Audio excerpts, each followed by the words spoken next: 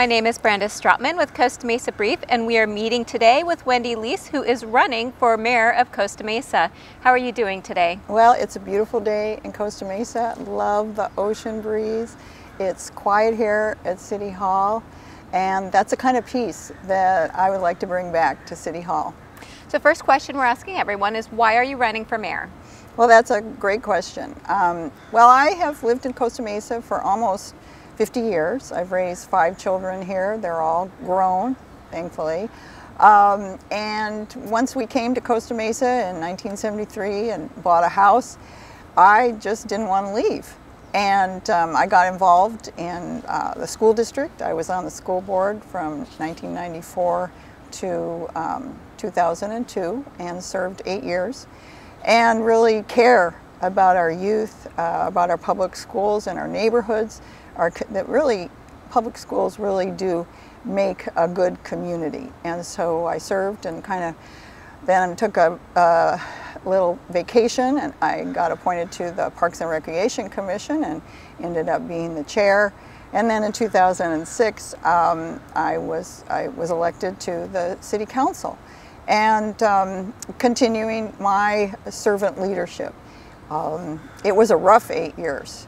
Very rough. Mainly it was a recession, so we had a lot of budget issues where we had to make a lot of cuts and people were furloughed and laid off. But Alan Roeder was our city manager, and we did a great job. And so I left in 2014 when I was termed out, but I've continued to stay involved. And so here we are. I've been thinking about running for mayor for a long time.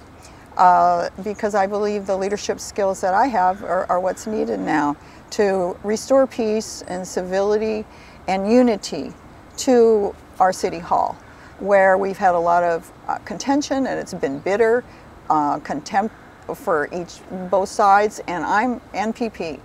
I'm not represented by a political party because I'm in the middle. I know Katrina Foley, and she's done some excellent work, and I commend her for that, and I've worked with Sandy Guinness, and she's done a lot of good things. But I'm in the middle to try and restore peace and represent the residents. Not, I don't have, donors that have given me thousands of dollars that I owe favors to. I'm my own person, and people know that. I've always been independent. So we're going to touch on several of those throughout this. Okay. So let's start though with, we're in the middle of a pandemic, or hopefully at the end of a pandemic. Yeah, we can hope. But the election is only 2 months away. So why should the residents of Costa Mesa pick a new leader in the middle of this? Well, I'm not a new leader. I've been here since the mid-'80s that I've been involved speaking before the City Council. One thing that I did, a group of us collect signatures, and we were very concerned that they were at Tewinkle Park on the weekends, that when families and kids were up and down the hills and everything, that they were having these racy photo shoots. And it was such a distraction to the kids where these women had little on, and we were able to come to the Planning Commission, the Parks and Recreation Commission, and say, it wasn't the Planning Commission, it was Parks and Rec, and say, please, stop that. And they did. And so I am not a new leader. I've got years of evidence that I've been involved, and my institutional knowledge on every floor, on the planning, on the traffic, on the 5th floor, all of that I've experienced firsthand for 8 years. Do you agree with how the city has been responding to the pandemic?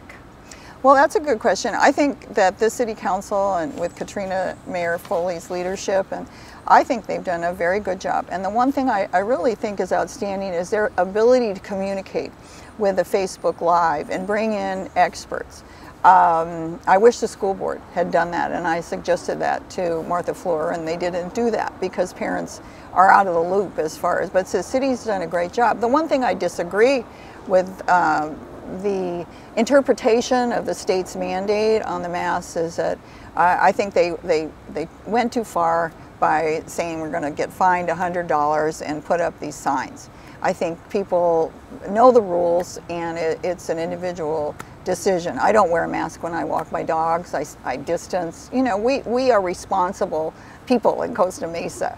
We're eclectic, we're multicultural, but we are critical thinkers. So we don't need the government to tell us you have to wear a mask or you're gonna get fined. And I saw a guy last night on his bicycle, running in my neighborhood with a mask on. That's not safe. So is outside of the mask mandate, would you have done anything different? Yeah, I think that I would have helped the business. This is what I would have done. I would have used my clout as mayor to have serious discussions with the governor about opening the churches. I know that my pastor met with Mayor Foley and some other staff members, and that churches in Costa Mesa, for the most part, have been very compliant. But it's time to open the churches up and to have that green light. And I expected that she would do that because my pastor was willing to comply, but here we are, and my church still isn't open. So there's been rumors that the only reason you're running is to split the vote with Guinness so that Foley could win re-election. Well, that's a rumor, and there's no truth to that. Like I just said, I've been thinking about running for mayor for a long time. I was thinking about running for city council 4 years ago, and I deferred to John Stevens and to Sandy and to Katrina. I could have run for city council because we didn't have districts yet. That was in 16. And so, you know, with all due respect, they have their campaigns, I have my campaign. I'm in the center, and people have a choice. And if you read my ballot statement, I am a choice. Do we want, they've both been mayor, I've never been mayor, and I've been Mayor Pro Tem, so I've been practically mayor, acting as mayor. But they've been, people know them, and it's my turn. I'm not trying to take votes away from Sandy. I'm just running on my record and representing the people, the residents. One thing that I have is Walk with Wendy. I'm available, since I walk my dogs, to get out there and know about the different neighborhoods and what the problems are, sober living, streets, trash. I'm a hands-on, in-person problem solver. Now, outside of the rumors that you're running just to split the vote to help Katrina Foley, which I'm not, is that your own sister, Diane Dixon, who's running for State Assembly for District 74, is endorsing Guinness instead of you. Right, and that's a good question. That's fair. It's a matter of timing. That week, we had to make up our minds by 5 o'clock on August 7th, Friday. And I had been thinking, well, I can't support Katrina. And I had heard, but there was no facts because it wasn't posted on the website, that Sandy was going to run for mayor, but there was no facts. And so Wednesday, I came over here and I pulled papers, still thinking, is this something that I really want to do? And but in the meantime, I did not know that my sister had endorsed Sandy. I was not aware of that. So that's Wednesday. I came back at Friday, finished my paperwork and took the oath and turned in my signatures. Well, Sandy had still not turned her paperwork in until Friday afternoon. So when I got there, I still didn't know, was it going to be Righeimer? Was it going to be Mensinger? Was it going to be Sandy? Who was going to run? And at noon, nobody. So I said, I'm going to run. And my sister had already endorsed Sandy. So, you know, that's her prerogative. I love my sister. She loves me. You know, I stand up for Costa Mesa. Now, you've mentioned several times that you're non-party preference, yes, or NPP. And the city council is supposed to be nonpartisan. That's right. But we do have both Republican and Democrat political action committees donating to candidates. So how can you fight against the partisanship that is already infecting our city hall? Well, I don't really have the answer for that other than to stand on who I am as a person. And one of the things that I don't collect endorsements, because I don't want to be beholden to anybody, except for the residents and the people who vote for me. And sometimes, well, in 2010, I had a lot of contact from people who didn't live in Costa Mesa, sending me emails, making phone calls, telling me how to vote on a police contract. That in that little room over there, we had negotiated with our police for like 6 months, and it was one of the first cities, if not the first city, to begin paying the police into their pension fund. We were solving the pension problem. It was a good negotiation, and I had people in the Republican Party pressuring me, saying, "Don't vote for it, don't vote for it." But it was wrong, because I wanted to have good public safety with our police in Costa Mesa. It was wrong for them to threaten me. And Gary Monahan, a Republican, he voted for it, and he didn't get any grief, but they went after me. And I'm proud of that vote, because looking back that's 10 years ago, I stood up for people in Costa Mesa, and I will continue to do that as mayor. So one of the reasons City Council is supposed to be nonpartisan is because, yes, there's national issues that affect our city, but there's also local unique issues that we don't want either party having a say in on their. So what in our city is what I'm getting at, sorry, what in our city is unique that is not at the national or state level? Well, I think Measure Y, for one, is an issue that we need to talk about. I was part of the grassroots group, and Sandy also worked hard, and many other people, Costa Mesans for Responsible Government, collected 7,000 signatures and then went out there and passed Measure Y, because we'd seen this development of these high-density projects on the small lot ordinances being approved on the east side, and then the three-story with the roof decks, on the west side, like what's across from Trader Joe's. And just the density. And once people were aware that that was happening in the traffic and the infrastructure and how is that going to affect our quality of life that we enjoy in Costa Mesa? It's changing. And so all we did was create, I didn't really write why, but I approved of it. We just said time out for developers in Costa Mesa. We need to take a step back, and any large developments that are going to generate a lot of traffic, mixed use, we need to reevaluate that. But now we know a lot of developers have said, oh, we're not going to mess with Costa Mesa because of Measure Y, and it's too expensive to take that project before the voters. But that's all we asked them. So yeah, it's kind of put the brakes on development, but I think it's a good thing. I think it's okay if we want to have, as mayor, if we want to open up the discussion on Measure Y because of COVID and things have changed, and a lot of, the economy, to just jumpstart the economy. So there may be ways that either we can work with Measure Y, or maybe it could be changed. I don't know, but that's the kind of person I am. To get meetings together, listen to the people in the room, and then really decide what to do. Now, speaking of how the pandemic is affecting businesses, so we have lost, some businesses have already gone out of business, and it's probably going to get worse, most likely. Right. So what would you do to bring in new business to help our revenue stream? And that's a great question too. Well, just the other day, the cleaners that I've gone to for 42 years at Victoria Center over there on Victoria closed. And even though I've moved to different places, I've continued to go to the cleaners.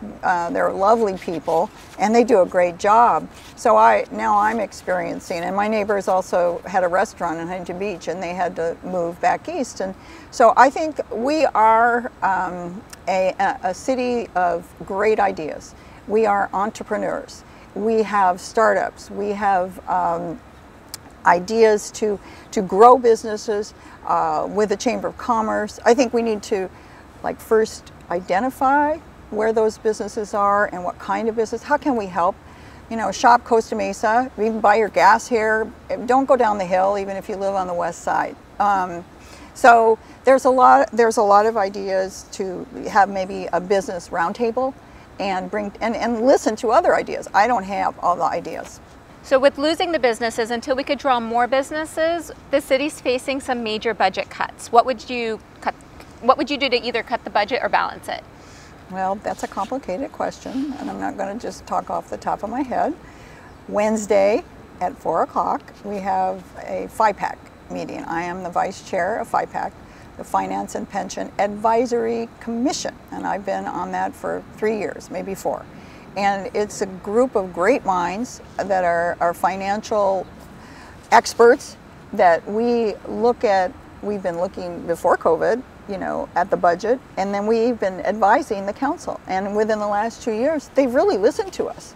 Sometimes we meet with, like, John Stevens, so we really help them understand what our concerns are and where cuts, like in overtime, would be an example. That before, you know, oh, overtime didn't matter, but it's very expensive to have overtime.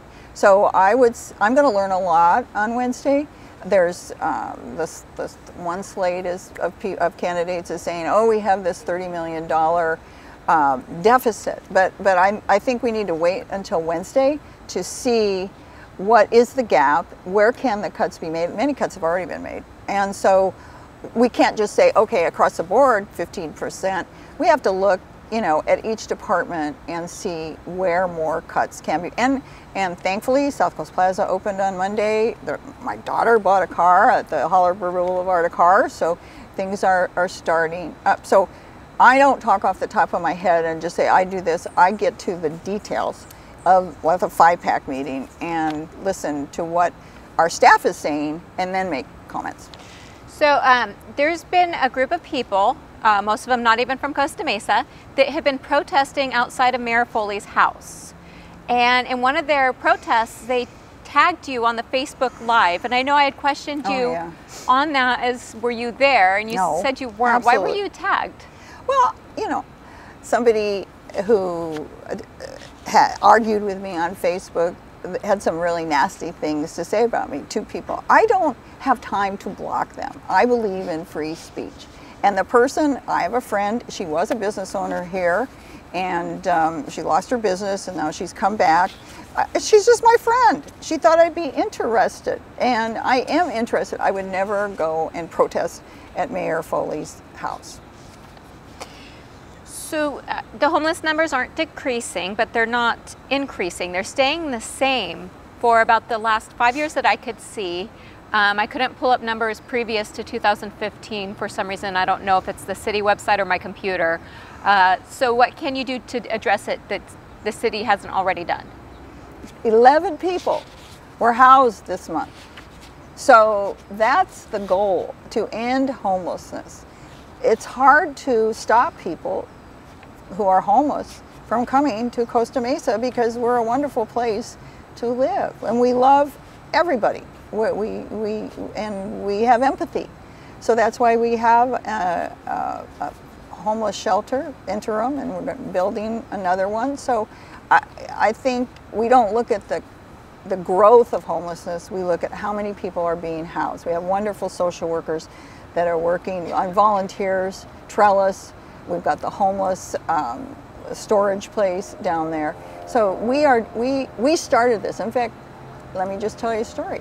Mayor Foley and I, Katrina and I, we started working on the homeless problem in 2007, but we did not have a majority because it was 3-2 to really get some solutions.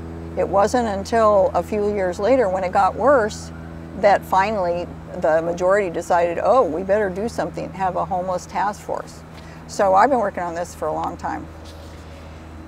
So do you anticipate the homeless issue will get worse with the pandemic? I don't think so. I mean, I think that the resources, I work at College Hospital, and so I'm very aware of what resources are out there for people who are, about ready to become homeless. And so there are safety nets for families. People, if they're living in their car, we've got wonderful nonprofits that are now stronger than they were 10 years ago. So I think that as long as people are are not isolating, you know, that the resources for people who are newly homeless are out there. Now, another thing is crime's been declining at a steady rate. So what can you do to continue that decline, or maybe even help it decline in a greater number? Well, that's good news. Always like good news on crime decreasing in Costa Mesa. One of the things that I volunteered to do is to go on walks with people and to find out, especially, you know, where the sober living homes have been. Thankfully, they're decreasing and diminishing. You know, what crimes are you getting break-ins? You know, a lot of break-ins on the east side, and so I think the graffiti, you know, that we don't have the graffiti that we used to have, and we have a lot of after-school programs, and that's a really big part of my heart too, is that we have safe places for kids to grow up here and to appreciate our safe community. One of the things in raising my 5 kids, I always knew if there was a problem, I could pick up the phone and the police or the fire would come quickly and they'd answer I didn't have to do that very often, but response time is really important. So one final question. Mm-hmm. Why should the voters of Costa Mesa vote for you? Oh, okay. Well, thank you for asking that question. Well, first of all, my website is Wendy Leece for Mayor Costa Mesa, and you can sign up to walk with me or volunteer in other ways. Well, we're at a difficult time in America, in the world right now, and there's a lot of problems that need to be solved, and not just on the federal or state level. And I'm a person that the residents and the voters can trust. You can call me. I have my number on my my statement, and so I will return phone calls. You will not be left wondering, you know, what happened, because I am totally a grassroots person that wants to solve the residents' problems, and that they can trust me to solve those problems, and that also I listen and what their ideas and suggestions are. So everybody, red and yellow, black and white, whatever, I'm not partial. I will always listen, and we'll work together and collaborate to solve those problems.